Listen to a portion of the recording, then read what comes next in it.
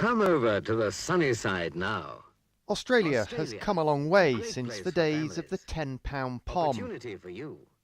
Back Fine for then, your the wife. country Great remarkably for your had a children. white Australia You could be policy, on your way to where a sunnier Europeans future with pale in the new faces year. were given On your priority. way to Australia. But that was the A 20th great century, place for families. and this is the Asian century.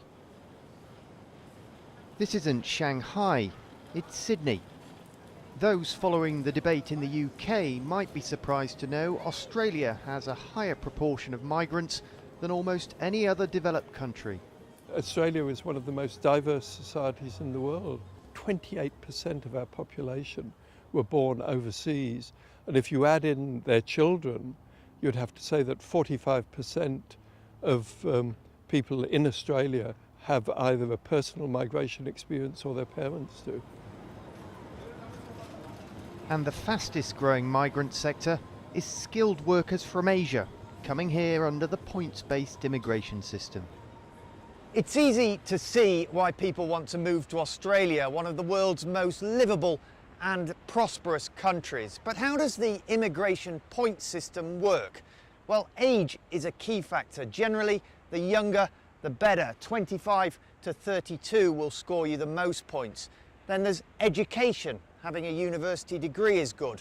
Work experience, and also proficiency in English. And plenty have profited.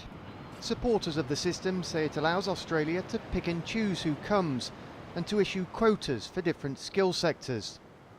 Britain actually already operates its own points system for non-EU migrants, but if it were expanded as Brexit supporters want, what would the impact be?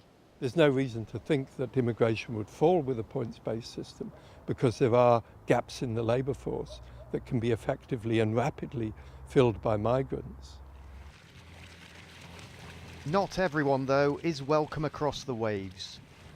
Australia has been far less tolerant of asylum seekers trying to reach its shores, detaining them in offshore camps, a policy that has been panned by human rights groups.